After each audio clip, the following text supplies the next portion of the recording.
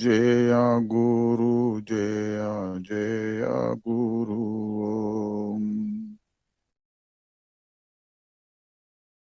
కృష్ణం వందే జగద్గురుం, కృష్ణం వందే జగద్గురుం.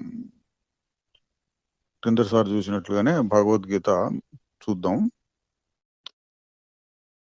కిందసారి చెప్పుకున్న దాంట్లో ముఖ్యమైన అంశాలు ఒకటి, ప్రయోజనం ఏంటి? పండిత నాను శోచంతి, ఎవరు శోకింపకుండా ఉంటారో వాడు పండితులు. అంటే నువ్వు శోకించకుండా ఉండాలి.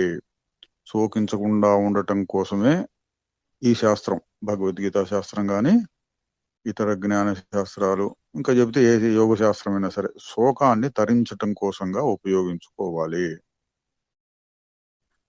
ఎట్లా తరించవచ్చును అంటే, దీనిని తెలుసుకొని, ఆ మాట కూడా తర్వాత వస్తుందండి. తస్మాదేవం విదిత్వైనం నాను శోచితుమర్హసి అని వస్తుంది.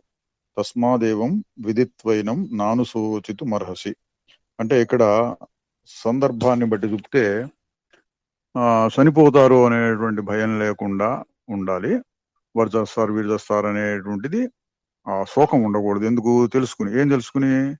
ఇక్కడ చనిపోయేవాడెవడు లేడు, లేదా అని ఇంకో రకంగా చెప్పారు. చనిపోతాడు, ప్రతి వారు చనిపోతారు అనుకున్నా నువ్వేం చేయలేవు, అదే సహజం. కాబట్టి దానికోసం కూడా నువ్వు ఏడవటానికి వీల్లేదు అని, నత్వం శోచితుమర్హసి నాను శోచితుమర్హసి నైవం శోచితుమర్హసి అని. అట్లాగే తత్ర కా పరిదేవన, పరిదేవన అంటే ఏడుపు. ఎందుకు అక్కడ ఏడుపు అని ఒక 4-5 చోట్ల వచ్చిందండి. అంటే భగవద్గీత యొక్క ముఖ్య ప్రయోజనము, ఏ యోగ శాస్త్రమైనా సరే ముఖ్య ప్రయోజనం ఏంటంటే మనకి ఉపయోగించేటటువంటిది. ఈ శాస్త్రాలన్నీ అది తెలుసుకున్నాం, ఇది తెలుసుకున్నాం, ఇది తెలుసుకున్నాం అంటే కుతూహలం తీర్చుకోవడం కోసం. వాటిని తెలుసుకున్నందువల్ల ఒక రకమైన సంతృప్తి కలుగుతుంది. నేను తాజ్మహల్ చూచాను, చార్మినార్ చూచాను, లేదా కాశీ చూచాను, రామేశ్వరం చూచాను, 12 లింగాలు చూచాను అంటే అది ఒక రకమైన తృప్తి కలుగుతుంది. అలాగే భగవద్గీత చదువుకున్నాను, వాసిష్టం చదువుకున్నాను, పంచదశి చదువుకున్నాను, ఇట్లా చెప్తున్నాను అనుకోండి, చదువుతూ ఉంటే అది ఒక రకమైన తృప్తి కలుగుతుంది. అది చాలదు. మనకు కావాల్సిందేంటి? పండిత నాను శోచంతి అని అర్జునుడితో ఏం చెప్పారో దాన్ని మనం ఉపయోగించుకోవాలి. దానికి ఎట్లా మార్గం ఏంటి ఆ విధంగా ప్రయోజనం పొందడానికి అంటే అది కూడా వచ్చింది. నాసతో విద్యతే భావం అని వచ్చింది. సత్తు అసత్తు ఈ రెండిటిని తెలుసుకోవటం, అది తత్వదర్శనము. తత్వదర్శులైనటువంటి వారు సత్తు అసత్తుల యొక్క తత్వాన్ని, అంటే వాటి అసలైన స్వరూపాన్ని తెలుసుకున్నారు. సత్తు అనేది ఎప్పుడు ఉంటుంది, అసలు మారదు. అసత్తు అనేది మారుతూ ఉంటుంది. కాబట్టి అది లేదు అని చెప్పవలసి వస్తుంది. దీన్ని తెలుసుకున్నవాడు తత్వదర్శి. ఈ మాట అక్కడ పెట్టుకుంటే, ఇటువంటి తత్వదర్శులైనటువంటి వారు శోకాన్ని తరించాలి. మరి అప్పుడప్పుడు వస్తూ ఉంటాయి కదా వ్యవహార సమయంలో సుఖ దుఃఖాలంటే, వాటిని ఓర్చుకోమన్నాడు. ఎట్లా ఓర్చుకోవాలి? జ్ఞానాన్ని ఉపయోగించి ఓర్చుకోవాలి. జ్ఞానాన్ని ఉపయోగించి ఓర్చుకోవడం అంటే ఈ వచ్చిపోయే సుఖ దుఃఖాలు, శీతోష్ణ సుఖ దుఃఖములు అన్నాడు. శీతము, సుష్ణము, సుఖ దుఃఖములు వస్తూ ఉంటాయి. అందువలన అవి శాశ్వతం కావు. నేను శాశ్వతంగా ఉంటాను. కాబట్టి వస్తే నాకేంటి, పోతే నాకేంటి? కాదండి, కొన్ని బాధలు తొలగించడానికి వీల్లేనంతగా ఉంటాయి. శరీర బాధలు చాలా తీవ్రంగా అయినటువంటి నొప్పి ఎక్కడో కలుగుతుంది అనేటట్లయితే అది కూడా వచ్చిపోయేదే అనేటువంటి దృష్టి, ఒక ధైర్యంతో చూస్తూ ఉంటే ఆ బాధ కూడా చాలా వరకు తగ్గుతుంది. తర్వాత ఇంకోటి ఏంటంటే, ఆ ధైర్యం, ఏం ధైర్యం, ఇదే పోతుంది, వచ్చిందంతా పోయింది, నొప్పి వచ్చింది పోతుంది. అట్లాగే ఈ శరీరం వల్ల ఎన్నో బాధలు కలుగుతున్నాయి అన్నారు అనుకోండి. ఈ శరీరం వలన, ప్రపంచం వలన, ఈ మనం చేయవలసిన పనులు, సమాజంలో ఉండే పనులు వీటన్నిటి వల్ల కష్ట సుఖాలు కలుగుతున్నాయి అని అనిపిస్తే అవి పోతాయి. ఎట్లా పోతుందంటే మన శరీరమే పోతుంది. ఎప్పటికప్పుడు శరీరం పోతుంది. శరీరం పోయినప్పుడు ఇవన్నీ ఉండకుండా పోతాయి. అందుకని అవన్నీ మారుతూ ఉంటాయి కాబట్టి నువ్వు వాటిని గురించి బాధపడకూడదు. అటు దాన్నే ఈ ఎంహినం వ్యధయంచేతే పురుషం పురుషర్షవ 15వ శ్లోకం. ఈ సుఖ దుఃఖములు ఎవరినైతే బాధింపకుండా ఉంటాయో అటువంటి వాడే మోక్షాన్ని పొందినట్టు. అమృతత్వం వాడికి దొరుకుతుంది. సమ దుఃఖ సుఖం ధీరం అన్నాడు. సమ అనే మాట భగవద్గీతలో చాలా సార్లు వస్తుందండి. ఓ 15-20 సార్లు వస్తుంది, ఇంకెక్కువ వస్తుంది. సమత్వం సమ అనే మాట. సమ దుఃఖ సుఖం ధీరం, ఇది కావాలి మనకి. సమ దుఃఖ సుఖం ధీరం ఏం చేయాలండి, ఎట్లా చేయాలండి అంటే అది ఇప్పుడు 700 శ్లోకాలు కంఠస్థం చేసామా, పారాయణ చేసామా, లేక శంకర భాష్యం చదివామా, అది రెండో విషయం. మొదటి విషయం ఏంటి, అది నాకు ఉపయోగిస్తోందా లేదా. సమదుఃఖ సుఖం ధీరం, సుఖ దుఃఖాలని సమంగా చూడగలిగేటటువంటి స్థితి నాకు రావాలి. మరి చదవటం వ్యర్థం అంటే వ్యర్థం కాదు. ఇప్పుడు మనం చదువుతున్నాం కదా, ఎందుకు చదువుతున్నాం? చదవటం అనేటువంటి దాని వల్ల మనస్సులో కొంత మార్పు వస్తుంది. ఊరికే చదవటం వినటం అంత మాత్రం తృప్తి చాలదు, దాన్ని ఉపయోగించుకోవాలి. ఆ ఉపయోగించుకోవడాన్నే అభ్యాసం మాటతో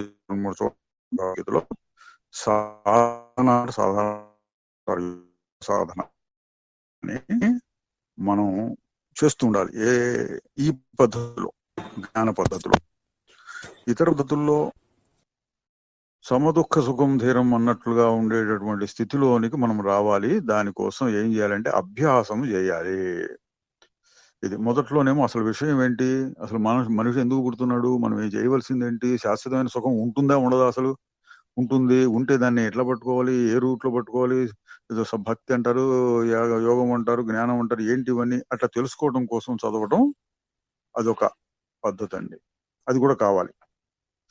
రెండవది ఏంటంటే దానిపైన కొంచెం నెక్స్ట్ స్టెప్, తర్వాత మెట్లో దీన్ని ఎట్లా మనం ఉపయోగించుకోవాలి, ఎట్లా అభ్యాసం చేసి సాధించి, సాధన అంటే సాధన సిద్ధి పొందాలి. ఏ విధంగా సిద్ధిని పొంది, సిద్ధి అంటే ఇది ఇక్కడ చెప్పింది సమదుఃఖ సుఖం ధీరం.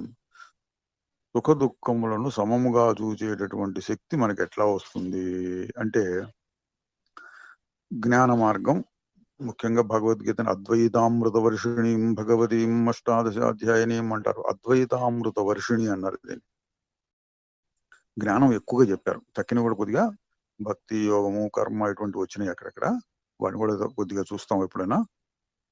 ముఖ్యంగా చెప్పినటువంటిది జ్ఞానం, అద్వైత జ్ఞానం. అంతా పరమాత్మయే, వాసుదేవ సర్వమితి అని వస్తుంది. ఏన భూతాన్యశేషేణ అద్రక్ష్యస్యాత్మన్యధూమయి అన్నాడు. అన్ని భూతములను నాయందు నీయందు చూసుకోవచ్చు అన్నాడు. జ్ఞానం అంటే అది అన్నారు.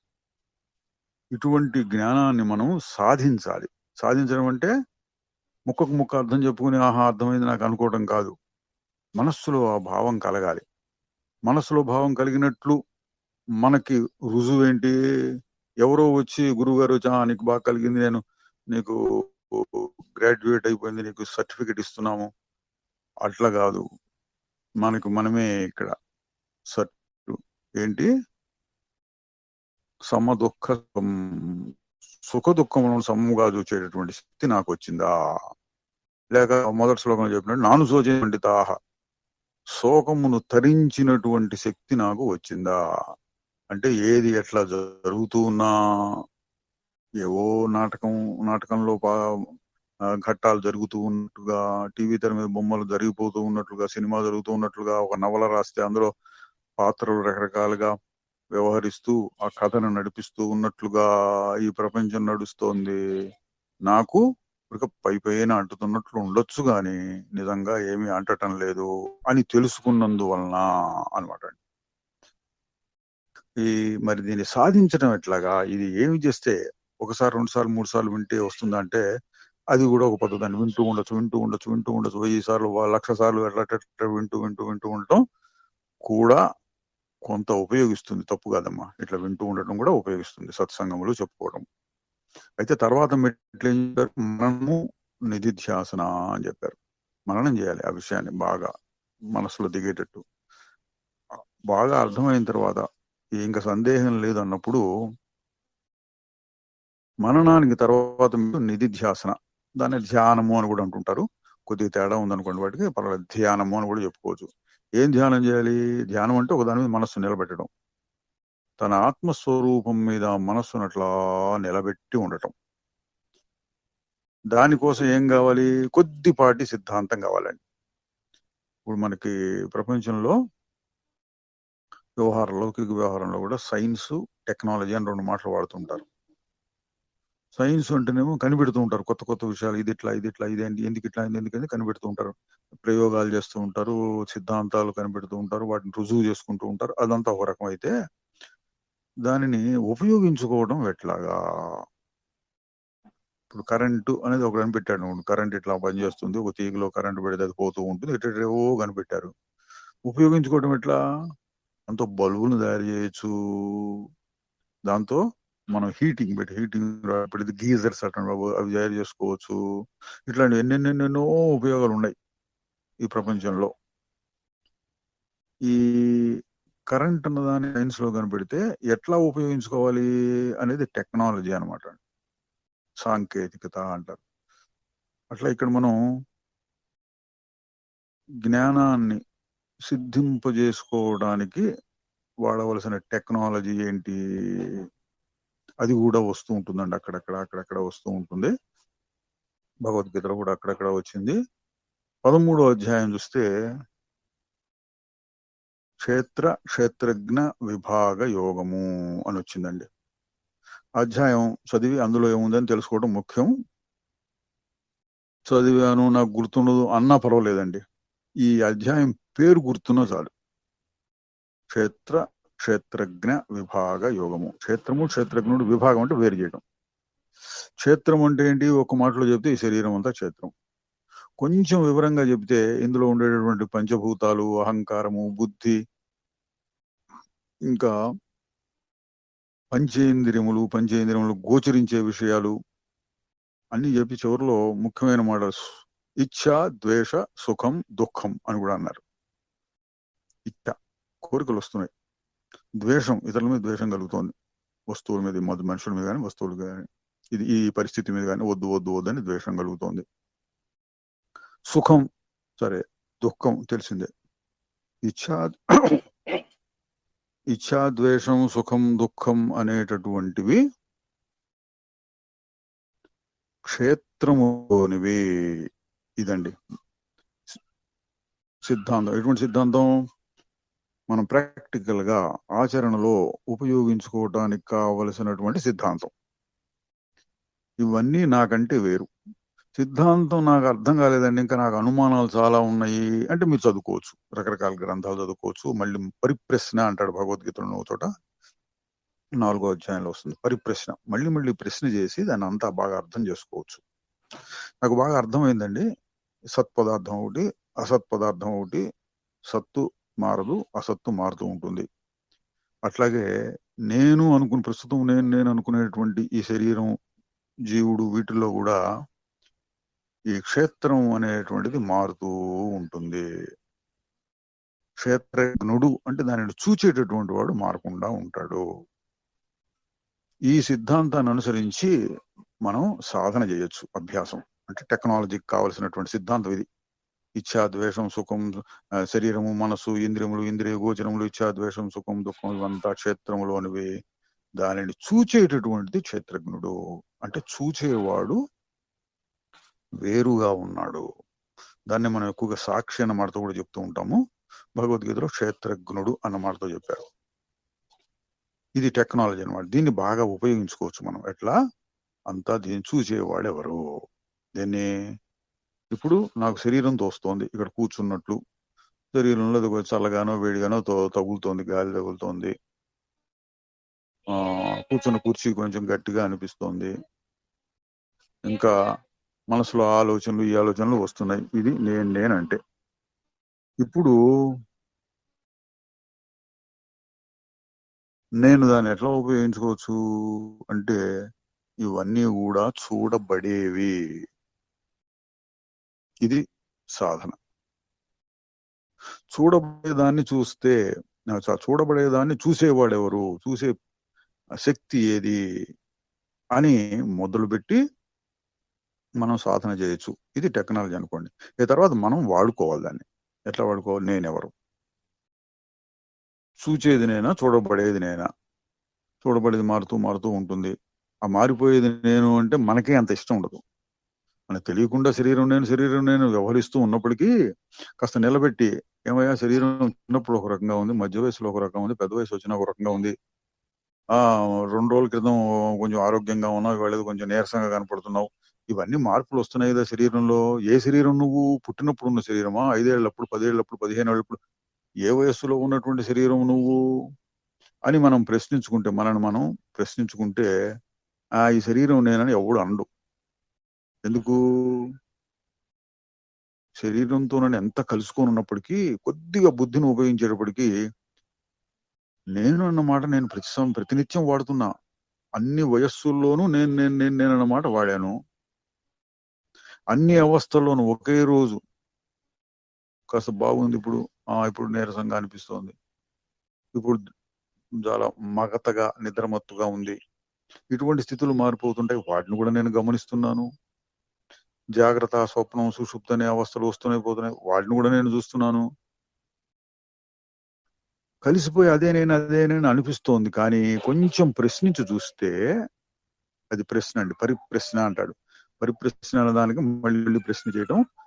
అంటే పరిపూర్ణమైనటువంటి ప్రశ్న.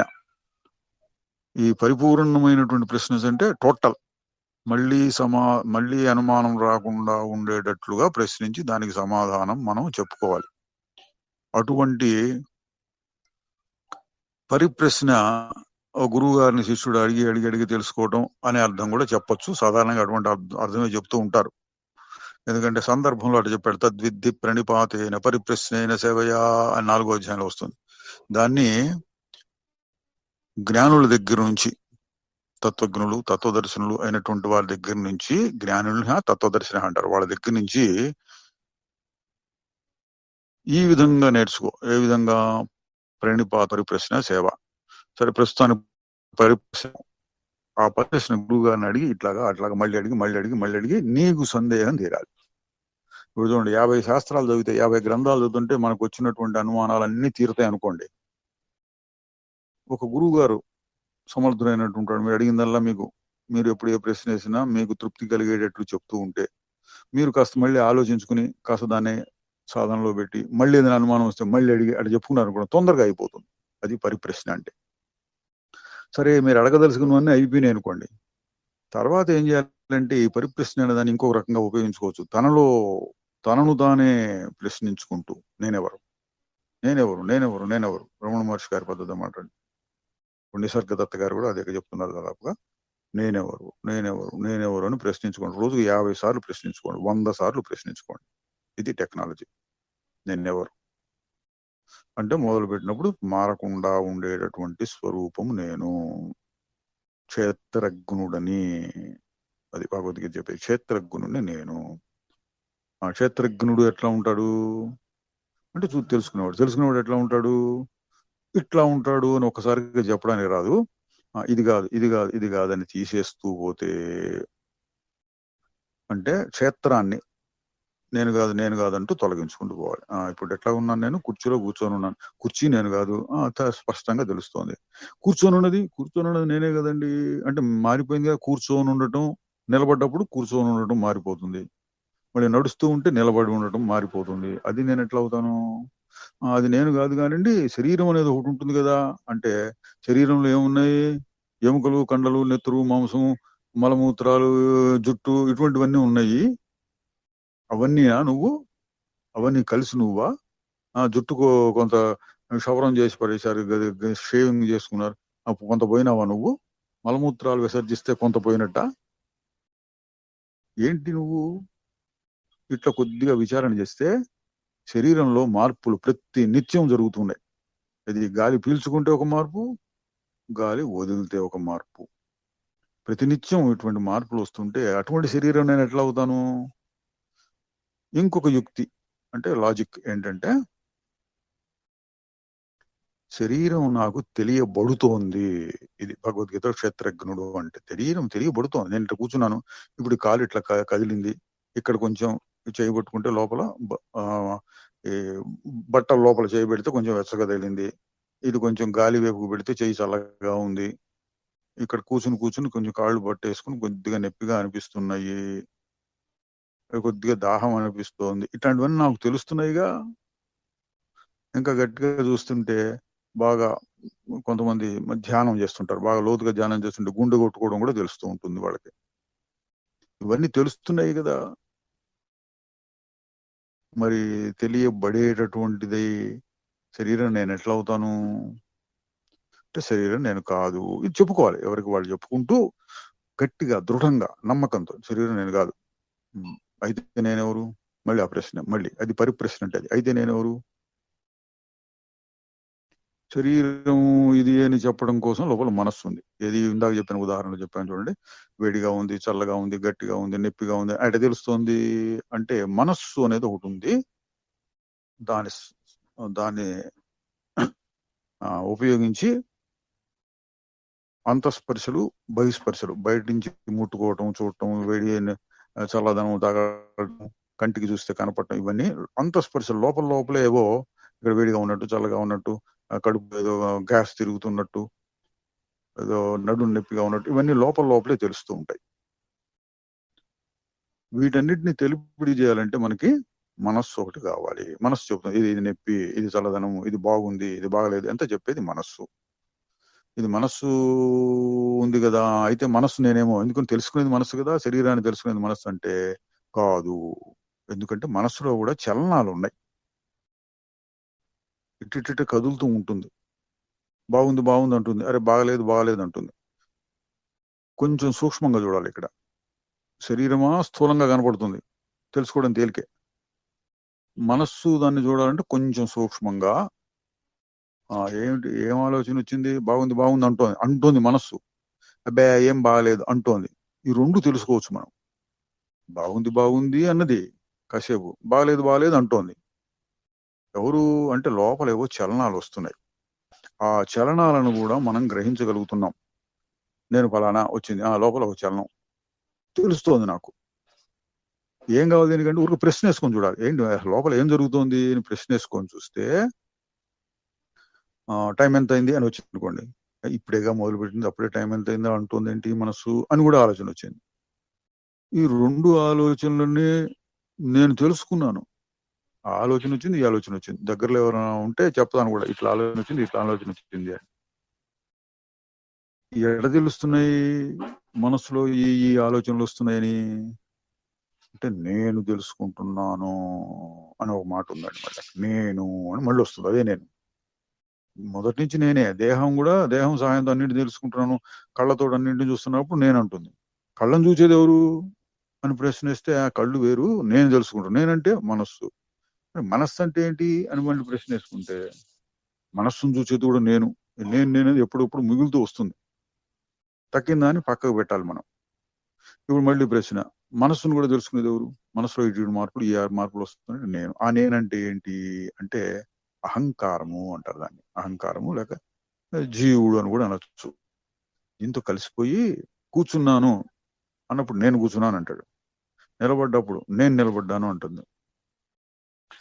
నాకు బాగా ఆరోగ్యంగా ఉంది అన్నప్పుడు నాకు కొంచెం నీరసంగా ఉంది నేను. ఇవాళ నేను చాలా 50 శ్లోకాలు పారాయణ చేశాను పొద్దున్నే. ఇవాళ చెయ్యలేకపోయాను. ఇక్కడ నేను ప్రతిదాన్ని, శరీరం చేసిన దాన్ని, మనసు చేసిన దాన్ని, చుట్టుపక్కల ఏమైనా జరిగింది వాటిని అన్నింటిని చూసుకుంటూ నేను లేదా నాకు అని ఒక భావం కలుగుతూ ఉంటుంది. అన్నిటిని తాను అభిమానిస్తూ ఉన్నట్లు. ఒక కుటుంబ యజమాని ఉన్నాడు అనుకోండి, ఆ కుటుంబంలో ఎవరేం చేసినా నేనే చేశాను అన్నట్టుగా ఆయన భావిస్తుంటాడు. పక్క కుటుంబంలో ఎవరైనా చేస్తే ఇంకేం కాదు, అది అభిమానం, నేనన్నట్టుగా అనిపిస్తుంది. అట్లా ఈ నేను అనేది ఒకటి మధ్యలో వస్తూ ఉంటుంది తరచుగా. అంత అయిపోతుంది మనస్సు ఏదో అది ఇది అనిపిస్తుంది. సినిమా చూస్తున్నాడు అనుకోండి, సినిమా చూస్తున్నంతసేపు సినిమాలో లీనమైపోయినాడు. ఒక్కసారి మధ్యలో కాస్త ఆగితే, అబ్బా చాలాసేపు చూసానే, కళ్ళు మంటలు పుడుతున్నాయే, ఇందాక నుంచి తెలియలేదు, కూర్చుని కూర్చుని కాళ్ళు పట్టుకుపోయినాయే అన్నప్పుడు అహంకారం వస్తుంది. అంటే మధ్య మధ్యలో అహంకారం వస్తుంది. అంతకుముందు జరిగిన పనులన్నింటిని చూసుకొని నేను, అంతకుముందు కలిగిన అభిమానాలు, సడన్ గా ఏదో గుచ్చుకుంది, నొప్పి పుట్టుతుంది, అమ్మా అంటాం. అమ్మా అనగా అబ్బో నాకు నొప్పి, నాకు నేను అనేది వస్తుంది. దీన్ని సూక్ష్మంగా చూడాలండి. ఈ అహంకారం అనే దాన్ని సూక్ష్మంగా గమనిస్తూ ఉంటే తెలుస్తుంది. సరే, తర్వాత మళ్ళీ పరిప్రశ్న మళ్ళీ వస్తుంది. ఏమని? అహంకారాన్ని కూడా గమనించేది ఎవరు? పరిప్రశ్న చేసుకుంటూ ఉండాలి ఇట్లా లోపల లోపల. రమణ మహర్షి గారు మనకు అందించినటువంటి పద్ధతి అనమాట అండి. ఇట్లా లోపల లోపల రమణ మహర్షి గారు మాత్రమే అని కాదండి. నేను రమణ మహర్షి గారి పేరు ఎందుకు చెప్తూ ఉంటానంటే, ఈ కాలంలో మన కొత్త ఈ శతాబ్దంలోను, కిందటి శతాబ్దంలోను మనకు తగినట్టుగా విదేశీయులకు కానీ, భారతీయులకు కానీ, చదువుకున్న వాళ్ళకి, చదువుకోని వాళ్ళకి అందరికీ సరిపోయేటట్టుగా దాన్ని క్లుప్తంగా చేసి తెలుగుగా మనకు అందించడం వల్ల ఆయన మాటను స్మరించుకుంటూ ఉంటాము. కానీ ఇది పూర్వం ఎప్పటి నుంచో ఉన్నదే. శంకరాచార్య వారు చెప్పారు, అంతకుముందు ఉపనిషత్తుల్లో ఉంది. మొదట్లో నహం దేహో నేంద్రియాణ్యంతరంగో నహంకార ప్రాణవర్గో న బుద్ధి. ఇది శ్లోకం మీరు వినే ఉంటారు. నేను దేహం కాదు, మనసు కాదు, బుద్ధి కాదు, ఎవరు మరి నువ్వు? ప్రాణవర్గో న బుద్ధి దారా అంటే భార్య, పిల్లలు, వీటన్నిటికంటే దూరమైనటువంటి దారాపత్య క్షేత్ర విత్తాది దూరో, అన్నిటికీ దూరం అంటే వేరుగా ఉండేటటువంటి సాక్షి నిత్య ప్రత్యేగాత్మ శివోహం, సాక్షిని నేను. అటువంటి శివస్వరూపం. శివుడు అంటే మళ్ళీ అక్కడ వెండి కొండ మీద ఉంటాడు, కైలాసంలో ఉంటాడు, 3 కళ్ళు ఉంటాయి, ఆ శివుడు అనుకో. శివ అంటే మంగళకరమైనటువంటి, మారకుండా ఉండేటువంటి, ఆనందమైనటువంటి స్వరూపం. ఆ స్వరూపం నేను. చిదానంద రూప శివోహం శివోహం. ఇవి పాతకాలంలో కూడా ఉన్నాయి, మహనీయులు ఎప్పుడు రాసి పెట్టారు. అయితే మనం రమణ మహర్షి గారిని ఎందుకు చెప్పుకుంటామంటే, ఆయన తక్కినవన్నీ అక్కర్లేదు అని చెప్పి మనది సింప్లిఫై చేయడం అంటారు, సరళం చేశాడు. నీకు అవి అవి చదవక ఇది చదవక నేనెవరు అని ప్రశ్నతో చూసుకో, దీన్నే పట్టుకు వేలాడు. ఈ వేలాటంలో నీకేమైనా అనుమానాలు వస్తే అడిగి తెలుసుకోవచ్చు. సరే, ఆ ప్రశ్నలు ఆ పద్ధతిలో పోతూ ఉంటే నేనెవరు, అహంకారము, నేనే అంటుంది మధ్యలో. నేనే దాన్ని కూడా మనం తెలుసుకోగలుగుతున్నాం. అమ్మా, ఇప్పుడు అహంకారం వచ్చింది నాకు, ఇంతమంది వింటున్నారు కదా నా దగ్గర, నన్ను అనగానే నేను బాగా చెప్తున్నాను అనిపించింది అనుకోండి, దాన్ని కూడా నేను తెలుసుకోగలుగుతున్నా. అహంకారము. ఒక్కసారిగా నాకు ఇవాళ ఏదో లాటరీలోనో లేకపోతే ఎక్కడ షేర్ మార్కెట్ ఇట్లాంటివి చెప్తూ ఉంటారు, గుర్ర పందాల్లోనో ఇంత డబ్బు ఒకసారిగా వచ్చింది అనగానే ఆనందం కలిగింది, నేను ఇంత ధనవంతునయ్యాను అనుకుంటున్నాను. అప్పుడు దాన్ని గమనించవచ్చు. ఇప్పటిదాకా ప్రశాంతంగా కూర్చున్నది ఇప్పుడు ఒకసారి పొంగిపోతున్నది, నాకు నేను నేను నేను అని. అది అహంకారం. అట్లాగే దుఃఖం వచ్చినప్పుడు కూడా అప్పటిదాకా ప్రశాంతంగా ఉన్నది ఒక్కసారిగా కుంగిపోయి అయ్యో అయ్యో అయ్యో అయ్యో ఉంటుంది. ఎవరు అనేది అని చూస్తూ ఉంటే శరీరంతో, మనసుతో, వీటన్నిటితో కలిసిపోయి నాకు దుఃఖము, నాకు సుఖము అనేటువంటిది అహంకారం. దాన్ని కూడా మనం తెలుసుకోవచ్చు. కొంచెం సూక్ష్మంగా చూడాలి, ఇంకొంచెం సూక్ష్మంగా చూడాలి. శరీరాన్ని చూడటం తేలిక, లోపలికి వెళ్తున్న కొద్దీ ఇంకా సూక్ష్మంగా చూడాలి. అది కొంచెం కష్టం. అంటే ఏంటి, సూక్ష్మంగా చూడటం అనేటువంటి కష్టం అందులో ఉంటుంది. జ్ఞానయోగంలో ఉండే కష్టం ఏంటి అంటే ఇదండి, చిత్తశుద్ధి, సూక్ష్మ బుద్ధి అని చెబుతూ ఉంటారు. సూక్ష్మ బుద్ధి లేని వాళ్ళకి కష్టం, వాళ్ళకి ఇతర సాధనలు అవి చెప్పాలి. సూక్ష్మ బుద్ధి వచ్చి ఇది అహంకారం, దాన్ని నేను చూడగలుగుతున్నాను అనగలిగిన వాళ్ళకి చాలా తేలిక. పెద్ద పెద్ద నియమాలు, నిష్ఠలు అవన్నీ ఉండవు. తెలుసుకో, నేను తెలుసుకుంటున్నాను. మరి మళ్ళీ పరిప్రశ్న, అహంకారాన్ని కూడా తెలుసుకునేది ఎవరు? మధ్య మధ్యలో అహంకారం వస్తుంది పోతుంది, కాబట్టి అది కూడా మారుతోంది. నేను ఇటువంటి వాడిని, అటువంటి వాడిని అని చెప్పుకోవడం అంటే లోపల అనిపిస్తూ ఉంటే అది అహంకారం. పరిప్రశ్న, దాన్ని కూడా తెలుసుకునేది ఎవరు? దానికి సాక్షి అన్న పేరుతో చెప్తారని. ఏదో ఒకటి ఉండి తెలుసుకుంటోంది, అది కూడా తెలుసుకుంటోంది. కానీ తేడా ఏంటి, అహంకారం ఏమో కలిసిపోయి పెద్దాంతో కలిసిపోయి నేను తెలుసుకున్నా అంటుంది. సాక్షి అనేది నేను తెలుసుకున్నాను అనకుండా ఊరక తెలుసుకుంటూ ఉంటుంది, అది తేడా. కలుస్తూ తెలుసుకుంటూ ఉంటే అహంకారం, కలవకుండా వేరుగా ఉండి తెలుసుకుంటూ ఉంటే సాక్షి. అదో స్కూల్ దగ్గరికి పిల్లల్ని తీసుకెళ్ళడానికి పిల్లలు వస్తుంటారు, తల్లిదండ్రులు వస్తుంటారు. చాలా మంది పిల్లలు వస్తుంటారు, బయట స్కూల్ వదిలేరు వస్తున్నారు, అందరిని చూస్తూ ఉంటారు, ఊరికే చూసి వదిలేస్తుంటారు. అది సాక్షి. మన పిల్లవాడు వచ్చాడు, పట్టుకున్నాం, అది అహంకారం అండి. పట్టుకుని వాడిని మనతో పాటు ఇంటికి తీసుకెళ్ళాలి. నాది, నేను అని దాంతో కలిసిపోతూ ఉంటే అహంకారం, కలవకుండా ఊరికట చూస్తూ ఉంటే సాక్షి. ఈ సాక్షి అనేటటువంటిది వేదాంతంలో చాలా ముఖ్యమైనటువంటి సాధన. తర్వాత పరిప్రశ్న ఇంకా అడగచ్చు, సాక్షి కూడా ఉంటుంది అని కూడా తెలుసుకోవచ్చు కదండి. బాగా చాలా సూక్ష్మమైనప్పుడు వచ్చేటువంటి ప్రశ్న అండి ఇది. రావచ్చు, బాగా సాధన చేసేంత వరకు, బాగా సాధన తీవ్రంగా చేసే వాళ్ళకి తెలుస్తుంది. సాక్షిని కూడా తెలుసుకోవచ్చు కదా అంటే నిజమేను అని చెప్తారండి. సాక్షి కూడా ఒక రకంగా తెలియబడుతుంది. మరి దాన్ని కూడా తెలుసుకునేది ఎవరు అంటే భావాతీతం. చెప్పడానికి లేదు ఇంకా, అంతే. తెలుసుకుంటున్నాను అని లేదు, తెలియబడుతుందని లేదు, నేను అని లేదు, నువ్వు అని లేదు, ఊరక ఉండటం గాఢ నిద్రలో లాగా. అది సాక్షి కూడా అతీతము. అయితే సాధారణంగా ఒకేసారి మనం దాన్ని పట్టుకోవడానికి ప్రయత్నం చేయకుండా సాక్షి అన్నదాన్ని బాగా అభ్యాసం చేస్తూ ఉండాలి. ఎప్పుడైనా మనస్ఫూర్తిగా ఆగిపోతే అది భావాతీతం. ఈ 2 రకాలు సాధనలండి. ఏది ఒకటేమో సాక్షి కూడా ఎవరు తెలుసుకునేది అంటే ఆగిపోతే, పూర్తిగా ఆగిపోయి అసలు ఏం తోచకుండా పోతే ఊరకం ఉన్న స్థితి భావాతీతం, శుద్ధమైన ఆత్మ. దాన్నే సమాధి అన్న పేరుతో కూడా చెబుతూ ఉంటారు. సమాధి అనే చాలా గొప్పగా వర్ణిస్తూ ఉంటారు యోగ శాస్త్రంలో. మనం వాటిని చూసి భయపడక్కర్లా. క్షణిక సమాధి అని పేరు పెట్టుకోవచ్చు. ఒక్క క్షణం అట్లా ఆగినా, అట్లా నిశ్చలంగా ఆగిపోతే చాలు, అటువంటిది మనకి. ఇది ఒక రకమైన సాధన. రెండవది సాక్షి సాధన. సాక్షి సాధన చాలా ముఖ్యం. ఎందుకంటే వ్యవహార సమయంలో మనకు ఉపయోగించేది అది. నేను నిశ్చలమైన స్వరూపాన్ని నేను గుర్తు పెట్టుకొని ప్రపంచాన్ని చూస్తూ ఉంటే, అంటే ప్రపంచాన్ని చూడటం అనే పని జరుగుతోంది, కానీ నేను మారటం లేదు అనేటటువంటి విశ్వాసంతో, అనుభవంతో అనిపిస్తూ ఉండాలి. నేను మారటలా, ఊరికే గమనిస్తున్నాను అన్నట్లుగా చూస్తూ ఉంటే సాక్షిది. సాక్షి బాగా ముదిరితే, ఇందులో కూడా ఘట్టాలు ఉంటాయండి. సాక్షి బాగా ముదిరితే ఈ శరీరాన్ని కాదు, ప్రపంచం మొత్తాన్ని చూస్తున్నా నేను సాక్షిగా. నా ఎదురుకుండా 10 శరీరాలు ఉన్నాయి, 10 శరీరాలని చూస్తున్నాను, ఈ శరీరాన్ని కూడా చూస్తున్నా. మనస్సులు, వాళ్ళు ఇట్లా మాట్లాడుకుంటున్నారు, వీళ్ళు ఇట్లా మాట్లాడుకున్నారు, వాళ్ళు ఇట్లా ఆలోచిస్తున్నారు, ఈ మనస్సు ఇక్కడ ఈ శరీరంలో ఉండే మనస్సు కూడా ఇట్లా ఆలోచిస్తోంది అని అన్నిటినీ కలిపి చూస్తూ ఉంటే, కలిపి చూడటం అంటారు దాన్ని, అన్నిటినీ కలిపి చూస్తూ ఉంటే అప్పుడు ఎట్లా అనిపిస్తుంది? సర్వసాక్షి. అన్నిటినీ కలిపి చూస్తున్నా నేను, ఏ ఒక్కదాన్నో కాదు. ఇది సాక్షి బాగా ముదిరినటువంటి స్థితి అండి. ఇంతకుముందు ఎవరో అడిగారు, ఇంతకుముందు అక్కడికి వచ్చినప్పుడు,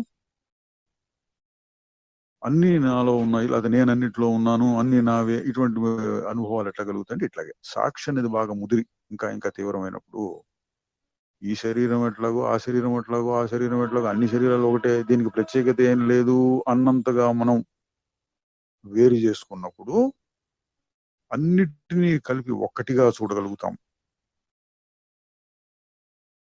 ఇందాక చెప్పాను చూడండి, మళ్ళీ అదే ఉదాహరణ తీసుకుందాం. 10 మంది స్కూల్ నుంచి 100 మంది పిల్లలు బయటకు వస్తున్నారు, అందులో ఒకరిని పట్టుకుని నాది నాది అన్నాం అనుకోండి, అదొక రకం. నేను ఊరికి బజారం వెళ్తున్నాను, స్కూల్ వదిలారు, మా పిల్లలు ఎవరు లేరు, అందరి పిల్లలను నేను సమానంగా చూస్తాను, అదొక రకమైన స్థితి. అట్లా ఈ శరీరం అనేటువంటి దానికి ప్రత్యేకమైనటువంటి విలువ ఇవ్వకుండా అన్నిటినీ కలిపి చూస్తూ ఉంటే, ఈ శరీరం ఆ శరీరం అన్నీ ఒకటే, ఈ మనసు కలిగే సుఖ దుఃఖాలు, ఎదురుకుండా మనసు కలిగే సుఖ దుఃఖాలు రెండింటినీ కలిపి చూస్తున్నాను, ఇందులో ప్రత్యేకత ఏం లేదు అన్నంత గట్టిగా మనం ఈ సాధన చేస్తే అప్పుడు అంతా ఒకటిగా కనపడుతుంది. అంతా ఒకటే, అంతా నేనే, అంతా ఒకటే అని చెప్తుంటారు ఒక సందర్భంలో, సర్వం కల్విదం బ్రహ్మ. ఒక సందర్భంలో అంతా నేనే, అహం బ్రహ్మాస్మి అట్లా చెప్తుంటారు. ఇంకా కొన్ని సందర్భాల్లో నేహ నానాస్తికించిన, రెండవది లేదు అసలు, ఏదంతా స్వప్నం స్వప్నం స్వప్నం. సర్వం స్వప్న సమానం అట్లా కూడా చెప్తుంటారు. చెప్పేటప్పుడు మళ్ళీ ఆ భావాతీతమైనటువంటి విషయాన్ని చెప్పడం కోసం రకరకాల వివరణలు ఇస్తూ ఉంటారు. మనకి అవన్నీ అది నిజమా ఇది నిజమా ఇది ఒక రకమైన సిద్ధాంత చర్చలు చేస్తుంటారు. ద్వైతం నిజమా అద్వైతం నిజమా ఇవన్నీ మనకు అనవసరం. సాధన మొదలు పెట్టినప్పుడు ద్వైతమే. నేనున్నాను, ప్రపంచం ఉన్నది, దేవుడు ఉన్నాడు, గురువు ఉన్నాడు, ద్వైతం. క్రమక్రమంగా మన సాధన జరిగి వేరు చేసుకోవటం అనేటువంటిది మనకి బాగా కుదిరినప్పుడు క్రమంగా అద్వైతంలోకి వెళ్తాం మనం. అంతా ఒకటి, అన్నిటినీ కలిపి చూడు, దేని మీద ఆసక్తి లేకుండా. అంటే 100 మంది పిల్లలు ఉన్నప్పుడు ఏ ఒక్కడి మీద మనకు ప్రత్యేకమైన ఆసక్తి లేకుండా చూస్తూ ఉంటే మన మనస్సు నిశ్చలంగా ఉన్నదాంతో సమానం. దాన్ని కూడా సమాధి అనొచ్చు. సహజ సమాధి అని చెప్పేవాళ్ళు రమణ మహర్షి గారు దాన్ని. కళ్ళు మూసుకుంటే నిర్వికల్పం, కళ్ళు తెరిచి చూస్తే సవికల్పం, ఎప్పుడూ ఉండేది సహజం, సహజ సమాధి. ఇదండి. మనం 2 రకాలుగా, ఒక్కొక్కసారి అట్లా పూర్తిగా మనసును ఆపి అసలు శుద్ధమైన చైతన్యం ఏంటి అని చూడటం. తర్వాత రెండో మెట్టు కాదు, దాంతో సమానమైనటువంటి మెట్టు, ఆ శుద్ధ చైతన్యమే ఇప్పుడు కూడా ఉన్నది, ఎన్ని మార్పులు వచ్చినా సరే అది మారటం లేదు, ఈ శరీరం ఆ శరీరం అన్నిటినీ కలిపి తెలుసుకునేటువంటి శక్తి అది. అట్లా చూస్తూ ఉంటే సాక్షి అనేటువంటి అభ్యాసం. ఇప్పుడు సుఖం దుఃఖం అని వస్తే మన భగవద్గీతలో సుఖ సమ దుఃఖ సుఖం ధీరం అని అనుకోండి. జ్ఞాని అని వాడు ఎట్లా చూస్తాడు? ఇచ్ఛాద్వేష సుఖం దుఃఖం క్షేత్రములోనివి. దుఃఖం వచ్చింది, దుఃఖం వస్తే క్షేత్రములోనిదా లేక క్షేత్రజ్ఞుల్లో మార్పు వచ్చిందా అని ప్రశ్న వేసుకోవాలి. అది సాధనలో కొంచెం కష్టమైనటువంటి భాగం. ఏంటంటే సాధారణ నేను సాక్షిని, నాకేమంటట్లేదు, శరీరానికి సాక్షిని, గోడకు సాక్షిని, తలుపుకు సాక్షిని, నా ఇంటికి సాక్షిని, నా మనసులో వచ్చే భావాలకు సాక్షి, ఇట్లా అనుకుంటూ ఉండొచ్చు. అసలైన కష్టం ఎప్పుడు వస్తుంది? సుఖ దుఃఖాలు కలిగినప్పుడు. ఈ గోడకు నేను సాక్షిని అంటున్నాను, ఇల్లు వదులుకొని పోతావా అంటే, అమ్మో నా ఇల్లు ఎట్లా వదులుకుంటాను అని అభిమానం వచ్చేస్తుంది. అదే అనమాట. అట్లాగే ఏదో జరిగింది, దుఃఖం వస్తుంది, ఆ సమయంలో నేను సాక్షిని కదా అంటే నిలబడాలి. అది ఆ సాక్షి భావం నిలబడితే సమదుఃఖ సుఖం ధీరం అన్న స్థితికి మనం వచ్చినట్లు. ఆ శ్లోకాన్ని 50 సార్లు చదవటం కాదు, చదివి 1 సారి 2 సార్లు 3 సార్లు చదివి అర్థం చేసుకుని పరిప్రశ్న చేసి బాగా అర్థమైన తర్వాత ఎట్లా ఉండాలి, సమదుఃఖ సుఖం ధీరం అన్న స్థితికి రావాలి మనం. ఎట్లా వస్తామంటే ఇది, ఇప్పుడు ఈ దుఃఖం అనే మాట తీసుకుని దుఃఖం కలుగుతోంది, దుఃఖం కలుగుతూ ఉన్న సమయంలో మీరు ప్రశ్న వేసుకోండి. ఏమని? పరిప్రశ్న పెట్టాలి. ఇక్కడ కూడా మామూలుగా ఏం పని లేనప్పుడు ఇట్లా విచారణ చేసి, నేనెవరు, దీన్ని చూసేది, దాన్ని చూసేది ఎవరు, దాన్ని చూసేది ఎవరు, దాన్ని ఆగు, చివరిలో అట్లా ఆగు, ఆగిన స్థితి వస్తుంది. ఆగి చూడు,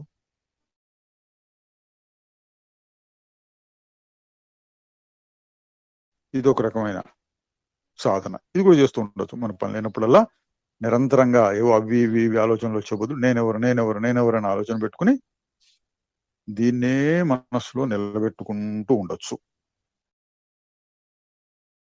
రెండో రకం ఏంటి? ఇంకా ముఖ్యమైనటువంటి సాధన, మనస్సులో చలనములు, చిన్న చిన్న చలనాలు, పెద్ద పెద్ద చలనాలు, అతి తీవ్రమైన చలనాలు, బాగా దుఃఖాన్ని కలిగించేటటువంటి వచ్చినప్పుడు నేనెవరు, దుఃఖానికి నాకు సంబంధం ఏమిటి? ఇచ్ఛాద్వేష సుఖం దుఃఖం క్షేత్రంలోనే ఉన్నారు కదా సుఖ దుఃఖాలు. ఇప్పుడు ఎవరికి దుఃఖం వస్తుంది అని చూస్తే సిద్ధాంతం ప్రకారం సుఖ దుఃఖాలు మనస్సులో వస్తున్నాయి, నాకు కాదు. మరి ఇప్పుడు ప్రస్తుతం నా అనుభవం నాకే వస్తున్నట్లు అనిపిస్తోంది. అక్కడ వేరు చేయాలి. అది ఆచరణలో, అభ్యాసంలో, వ్యవహార సమయంలో జ్ఞానాన్ని చొప్పించాలి, అన్వయించాలి, జోడించాలి జ్ఞానం వ్యవహారానికి. అప్పుడు చూస్తే ఎట్లా ఉంటుంది? దుఃఖం ఎవరికి? అనంగానే అంతకు ముందు మనం బాగా పరిప్రశ్న చేసి కాస్త సాధన చేసి ఉంటే, అందుకనే ముందు చేసి పెట్టాలి సాధన అంతా. ఈ విషయాన్ని అర్థం, శ్రవణం, మననం, నిధిధ్యాసన,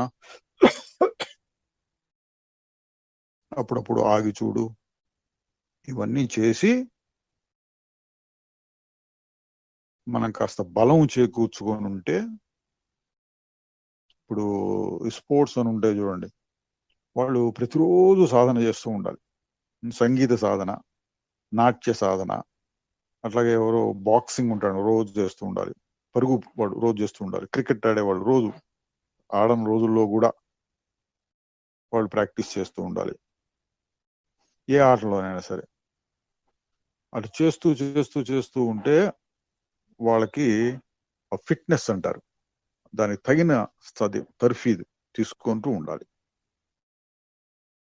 అట్లా మనం ముందుగా నేనెవరు, ఆగి చూడు, నేనెవరు ఇందాక మెట్లు మెట్లుగా చెప్పుకుంటూ మనం పరిప్రశ్నతోటి అది బాగా 2 సార్లు 3 సార్లు 4 సార్లు 10 సార్లు ఆ రకంగా చేసిన తర్వాత ప్రతిసారి ఇట్లా మెట్లు మెట్లుగా వెళ్ళక్కర్లా, ఒకేసారి నేనెవరు, ఆగు, ఆగి చూడు, అది నేను, అది నేను, ఏది ఆగినప్పుడు ఏది ఉందో అది నేను అని అనుభవంలో తన స్వరూపాన్ని తాను చూసుకుంటూ ఉండటం బాగా అభ్యాసం చేసిన తరువాత వ్యవహారానికి జోడించడం కుదురుతుంది.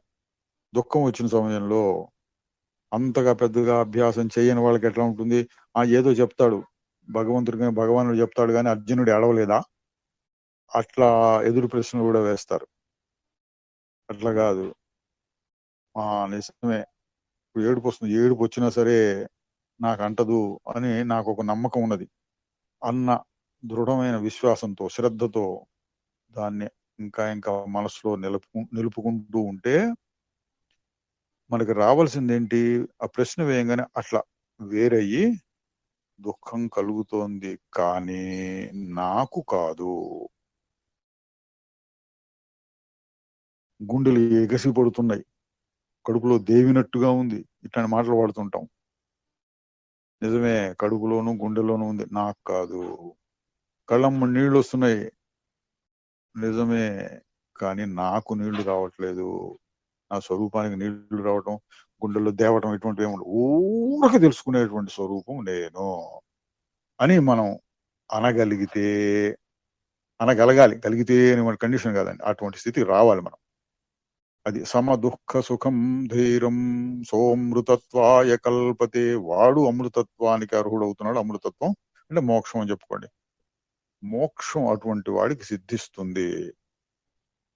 దానికి గాను మనం ప్రయత్నాలు చేయాలి.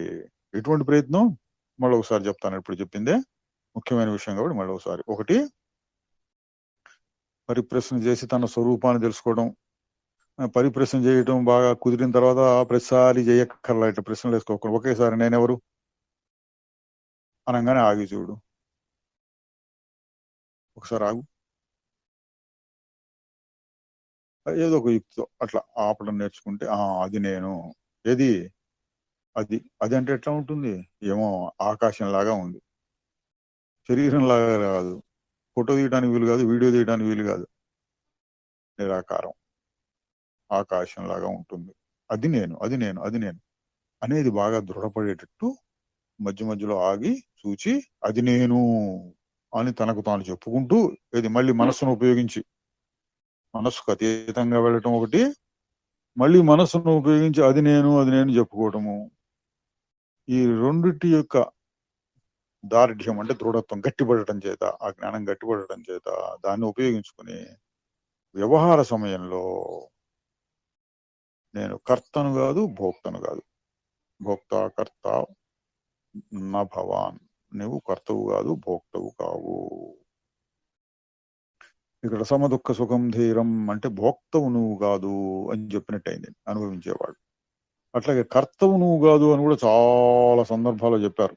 భగవద్గీత ముఖ్యంగా కర్మకు సంబంధించి యుద్ధ రంగంలో చెప్పాడు కాబట్టి కర్మకు సంబంధించినటువంటిది, అయితే కర్మ చెయ్యాలా వద్దా అది కూడా వచ్చింది అటువంటి సిద్ధాంతం. మనం జ్ఞాన మార్గం సంబంధంగా చూస్తే నువ్వు కర్తవు కావు అన్న విషయాన్ని మళ్ళీ మళ్ళీ మళ్ళీ మళ్ళీ మళ్ళీ మళ్ళీ చెప్పారని. కర్తవు కాదు, భోక్తవు కాదు. కర్తవు నువ్వు కాదు, అది కూడా అటువంటిది కూడా ఉన్న సందర్భం, అది కూడా తర్వాత చూద్దాం. ప్రస్తుతం భోక్త అనే దాన్ని చూస్తున్నాం. సమదుఃఖ సుఖం ధీరం సోమృతత్వాయ కల్పితే. సుఖ దుఃఖములను సమంగా చూస్తారు. ఎట చూస్తాడు అంటే ఇది. తర్వాత మనకి 3వ అధ్యాయం చివరిలో కోరికలు ఎట్టా తీసేసుకోవాలి అని అడిగితే కామయేష క్రోధయేష అనే వస్తుందండి 3వ అధ్యాయంలో. కామము క్రోధం ఇవి నిన్ను జడగొడుతున్నాయి, జ్ఞానాన్ని జడగొట్టేవి అవి అని దాని గురించి ఒక 3-4 శ్లోకాలు చెప్పి చివరిలో ఒక మాట అన్నారు. ఇప్పుడు మనం చెప్పుకుందానికి సరిపోయే మాట. ఏవం బుద్ధే పరం బుద్ధ్వా సంస్తభ్యాత్మానమాత్మన. 3వ అధ్యాయం చివరిదండి. 46, 43 ఏదో ఉంటుంది నంబరు. 43 అండి. 43. సరే, చివరి శ్లోకం. ఏవం బుద్ధే పరం బుద్ధ్వా. ఈ విధముగా బుద్ధికి అతీతమైనటువంటిది అంటే బుద్ధి కూడా తెలుసుకునేటటువంటిది అనొచ్చు. దానిని తెలుసుకుని అంటే ఇప్పుడు చెప్పిన నేను, అసలైన నేనుని తెలుసుకుని. అసలైన నేనంటే ఏంటి? అహంకారానికి మించినటువంటి సాక్షి. ఇంకా గట్టిగా చెబితే సాక్షి అన్న మాట కూడా లేకుండా ఊరక ఉండేటటువంటిది. దాన్ని తెలుసుకుని అంటే మనం ఏదో గ్రంథాలు వ్యాఖ్యానాలు చదివి తెలుసుకోవటం కాదు. అది మొదటి మెట్టు. ఆ చదవటం చదవటం, అది తెలుసుకోవటం. అనుభవంలో నేను అది అని చూచి ఒక క్షణమైనా చాలు. అప్పుడప్పుడు ఒక క్షణం, రోజు మొత్తం మీద ఒక క్షణం చొప్పున నేను ఊరికే చెప్తూ ఉంటాను. స్లోగన్ లాగా 5 నిమిషాలకు ఒకసారి ఆగి చూడండి. 5 సెకండ్ల పాటు. అందులో ఒక 3 సెకండ్ల పాటు ఆగి చూడటం ఎవరికైనా కుదురుతుంది. అంటే ఎవరికైనా అంటే మరీ ప్రతివాడికైనా కాదు, కాస్తో కూస్తో ఈ మాటలు విని సాధన చేసిన వాళ్ళలో అన్ని రకాల సాధకులకి కుదురుతుంది. 3 సెకండ్లు ఆగి చూడు. 2 సెకండ్లు ఉన్నారా లైన్లో? ఉన్నానండి. సరే, ఇప్పుడు ఏదో నా శబ్దం వస్తేనో ఆగిపోయింది, కట్ అయిందేమో అనిపించింది. సరే, 3 సెకండ్ల పాటు ఆగండి, అనుభవించండి దాన్ని. తర్వాత ఒక 2 సెకండ్లు అది నేను అని గట్టిపరుచుకోండి. ఆగినప్పుడు మనసు కూడా లేదు. తర్వాత 2 సెకండ్ల పాటు మనస్సు ఉంది, కానీ ఎట్లా ఉంది? ఇది నేను అని కిందికి వచ్చిన స్థితి కాకుండా అది నేను అని పైకి వెళ్ళిన స్థితిలో ఆ మనస్సును పెట్టాం. అది నేను అనుకోవడం ఎందుకు ఉపయోగిస్తుంది అంటే తర్వాత వ్యవహార సమయంలో సాక్షిగా వ్యవహారం చేయటం కోసం మనకు ఆ జ్ఞానం కూడా కావాలి. అట్లా 5 నిమిషాలకు ఒకసారి 5 సెకండ్లు అంటే గంటకు 12 సార్లు, 12 5 60 అంటే 1 నిమిషం. గంటలో 1 నిమిషం పడుతుంది మనకి.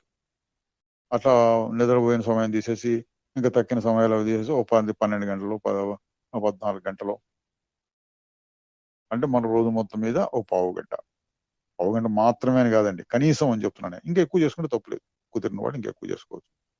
ఇట్లా చేస్తూ ఉంటే మధ్య మధ్యలో ఆగి చూడటం, ఆ స్వరూపం అది నేను అంటాం. తర్వాత ఏం చేయాలంటే ఇది గట్టిపడిన తర్వాత ఇప్పుడు చెప్పిన శ్లోకం వస్తుంది. ఏవం బుద్ధే పరం బుద్ధ్వా. బుద్ధి కంటే వేరైనటువంటి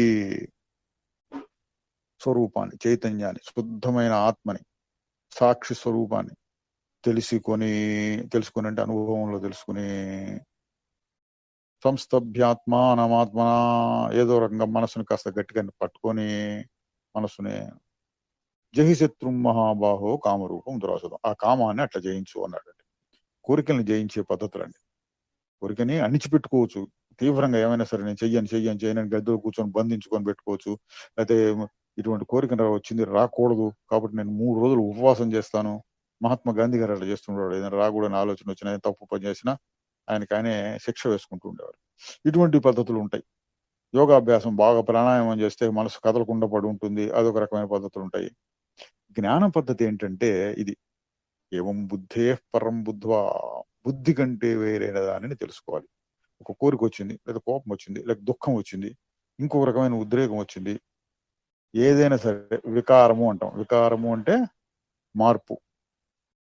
మన సహజ స్థితి శాంతం, శాంతం కాకుండా మరి ఏ ఇతర రకమైన పరిస్థితి వచ్చినా అది వికారం. ఇప్పుడు చెప్పినటువంటి సుఖము, దుఃఖము, కామం, క్రోధము, లోభం, మోహం ఇటువంటి ఏవైనా సరే చిన్నవి పెద్దవి రకరకాల చలనాలు వస్తున్నప్పుడు మనం చేయవలసిన పని ఏంటి? బలవంతంగా అణిచిపెట్టడం కాదు. అది జ్ఞానవంతు కాదు. ఎప్పుడైనా అవసరం మీద బలవంతంగా అణిచిపెట్టడం కూడా ఒక్కోసారి చేయవలసి వస్తుందేమో. ముఖ్యమైనది ఏంటి? జ్ఞాన పద్ధతి. జ్ఞాన పద్ధతి ఏం చెబుతుంది? ఏవం బుద్ధే పరం బుద్ధ్వా, బుద్ధి కంటే వేరైన దానిని తెలుసుకొనుము. అది దాన్ని మనం ఆచరణలో పెట్టడం ఎట్లాగూ అంటే ఇందాక చెప్పినట్టు ముందుగా తయారు పెట్టుకోవాలి. మన కత్తి నూరు పెట్టుకోవాలి. రోజు కాస్త కత్తి సాము చేయాలి. లేదా బాణాలు వేయడం రోజు నేర్చుకుంటూ ఉండాలి. పెద్ద పెద్ద వాళ్ళు అర్జునుడు లాంటి వాళ్ళు కూడా రోజు ప్రాక్టీస్ చేస్తుండేవాడు. అవన్నీ తయారు పెట్టుకుని యుద్ధం వచ్చినప్పుడు ఉపయోగించుకున్నట్లుగా మనం ఏం చేయాలి? మనకి వికారం, కామం, క్రోధం, లోభం, మోహం ఇటువంటివేవో వికారాలు మనస్సులో కలిగి ప్రశాంత స్థితిని చెడగొట్టినప్పుడు నేనెవరు? ఈ వికారం ఎవరికి కలుగుతున్నది అంటే మీకు సమాధానం రావాలి లోపల నుంచి. ఏమని? ఇది మనస్సులో ఉండే నేను కాదు, నాకు కాదు, నాకే మార్పులు రాలేదు, నేను నిశ్చలంగా ఉన్నాను, నేను ఎప్పుడూ నిశ్చలంగానే ఉంటాను అనేటువంటిది రావాలి. మొట్టమొదట్లో చిన్న చిన్న దుఃఖాలు వచ్చినప్పుడు, చిన్న చిన్న కష్టాలు వచ్చినప్పుడు దీన్ని ప్రాక్టీస్ చేయొచ్చు. మనం కుదురుతుంది. చాలా మందికి చిన్న చిన్న కష్టాలు చేస్తే మనకి దీంట్లో ఉండే ప్రయోజనం తెలుస్తుంది. మనం పూర్తిగా స్థిత ప్రజ్ఞను వైపు అసలు ఏమాత్రం చలించకుండా ఉండే స్థితి రావాలి. అది మనం లక్ష్యంగా పెట్టుకున్నాం. చిన్న చిన్న వచ్చినప్పుడైనా చలించకుండా ఉండే స్థితిని చాలా మంది పొందొచ్చు. 199 మంది కుదురుతుంది. స్థిత ప్రజ్ఞ, భగవానుడు చెప్పినటువంటి స్థిత ప్రజ్ఞుడు, గుణాతీతుడు ఇటువంటి మాటలు వస్తాయి భగవద్గీతలో. పూర్తిగా 100% ఏమాత్రం చెలించకుండా ఉంటాడు. అది 199 మందికి కుదరదు. అయినా పర్వాలేదు. మనకి చిన్న చిన్న వాటికి, ఓ మధ్య రకం వాటికి తట్టుకునేటువంటి శక్తి మనకు వస్తే అక్కడికి అదే గొప్ప విషయం కదా. మనకి దాంట్లో కూడా మనకి చాలా ఉపయోగం, ప్రయోజనం ఉంటుంది కదా. గంట సేపు ఏడ్చే బదులు ఒక 5 నిమిషాలు ఏడ్చి ఆ తర్వాత నేను నాకు కాదు కదా, నేను కాదు కదా అని సర్దుకున్నాం అనుకోండి, అదొక పురోగతి, ఇంప్రూవ్మెంట్ వచ్చినట్టే కదా. అటువంటి లాభాన్ని మనం ఆశించాలి. దీనికోసంగా మనం చేయవలసింది ఏంటి? ఈ జ్ఞానాన్ని, శ్రీ భగవానుడు గాని లేక మరొకరు గాని చెప్పినటువంటి జ్ఞానాన్ని మనం ఉపయోగించుకోవాలి. ప్రాక్టీస్ అంటే ఇదన్నమాట. సాధన, అభ్యాసము. అభ్యాసంలో గ్రంథముల యొక్క సారభూతమైనదంతా తీసుకుని మననము, నిధిధ్యాసన, సమాధి స్థితి అంటే క్షణికమైన చాలు. సమాధి అంటే మళ్ళీ గంటలు గంటలు కూర్చుంటారు, పురాణాల్లో ఫలానా ఋషి గారు కూర్చున్నారు అటువంటివి పెట్టుకోవద్దు. కొద్ది క్షణాలు, కొన్ని 5 సెకండ్లు అని చెప్పిన అంతైనా చాలు. దాన్ని మనసులో పెట్టుకుని మనస్సును గట్టి చేసుకుని, ఆ జ్ఞానం మనసులో గట్టి వేసుకుని వ్యవహార సమయంలో ఉపయోగించుకుంటూ, ముఖ్యంగా సుఖ దుఃఖాలు వచ్చినప్పుడు ఉపయోగించుకుంటూ ఉంటే ఇప్పుడు చెప్పిన సమదుఃఖ సుఖం ధీరం, సుఖ దుఃఖములను సమానంగా చూసేటటువంటి స్థితి రావాలి. ఓం తత్సత్.